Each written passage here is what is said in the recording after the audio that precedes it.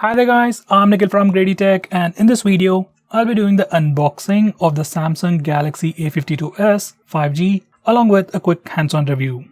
Now in India, Samsung has launched this phone in two variants. Base variant is priced at 36,000 rupees. It comes with 6GB of RAM and 128GB of storage. Next variant is priced at 37,500 rupees and it comes with 8GB of RAM and 128GB of storage. It will be available in three colors: Awesome Violet, Awesome Black and Awesome White. We have the 8GB variant in the white color with us right now. Now the main highlights for this phone would start off with its awesome 5G technology. It supports 12 bands and all of them are listed on the screen. Next, it also has awesome assurance, which just says regular OS updates for up to 3 years, which is a pretty good deal for a Samsung phone. Next, it also has an amazing looking display with AMOLED screen, 120Hz screen refresh rate with pretty good performance, pretty great cameras, and it also has IP67 water and dust resistance, pretty massive battery, and also supports pretty fast charging speeds. Overall, it's definitely a flagship level phone. At least it has all the cool flagship level features. So without any further delays, let's get on with the unboxing. So here's the box. Just looks like any other Samsung's packaging. It just says Galaxy A52s 5G on the front. We also got a preview of the phone on the front. On the side we have some more information. Now let's unbox it. So once we open it up, there is a small box inside the lid. Next, we have the phone itself, followed by a USB Type-C charging cable. Next, it comes with a 15 watts power adapter inside the box. Now inside the box, we just get the SIM card ejector and some documentation. By the way, there is no free case, even though we spent about 36,000 rupees. Anyway, back to the phone. This is how the phone looks once we remove all the stickers. This is how the phone looks on the front, and this is how the phone looks on the back. Now let's have a physical overview. On the back, this phone has a 2.5D curved glass with a nice matte finish. It prevents a lot of smudges and all. At the top, we have the camera module with a quad camera setup along with a single LED flash. At the bottom, we have the Samsung branding. On the front, we have an amazing looking display with a punch hole design protected by a 2.5D curved glass. Above the display, we have the speaker grill followed by some sensors, and below the display, it's completely plain. As for the chin, I say it's pretty big considering the price. By the way, this phone also has an in-display fingerprint scanner. That's the reason why we don't see any side-mounted or back-mounted fingerprint scanner. Once again, that's not really big to talk about as it's really pricey. As for the sides, on the right side we have the power and volume buttons. They are made of plastic, they have a nice clicky feel to them, and they are sufficiently elevated. At the top, we have the secondary microphone for noise cancellation, followed by the SIM card tray housing a nano SIM slot along with a hybrid SD card slot. So you can either use two nano SIMs or a nano SIM and an SD card.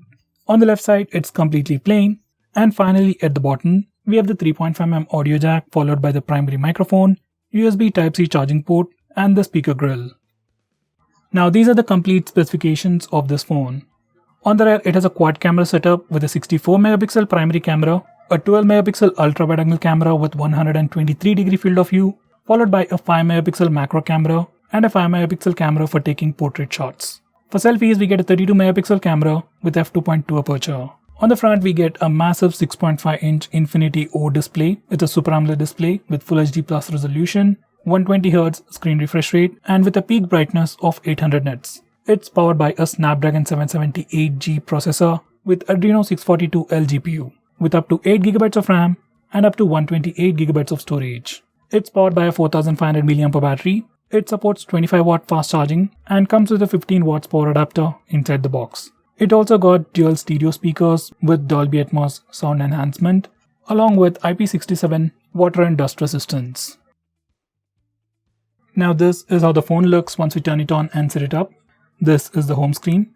This is the app drawer. By the way, there is no FM radio on this phone, just in case if you're a fan of that. But we do have Samsung Pay. That's pretty cool. Now here's the notification panel.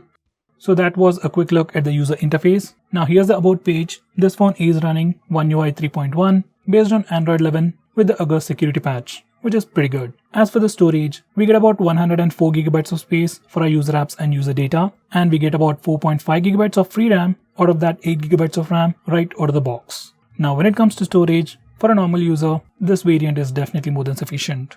If you really need more storage, you have to pop in an SD card. As for the RAM, more RAM is always better, but 6GB is definitely more than sufficient. You don't really have to pay extra for that 2GB of RAM, especially when you're not getting any storage. Now here's the camera interface. We have the default camera mode, wide angle mode. On the left side we have the single take fun mode. On the right side, we have the video mode and the more options. We can just drag and drop from these more settings to rearrange the order. We have a pretty similar interface even for the front facing camera. Now these are some sample shots.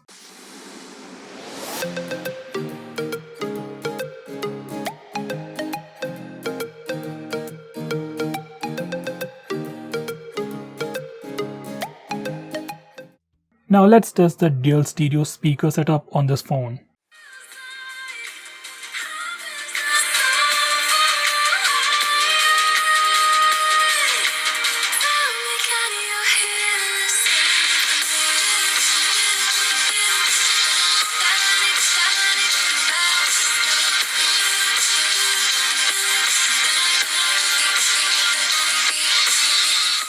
So there you have it. Speakers on this phone are pretty loud, they're great for media consumption, and obviously they are great for ringtones and alarms.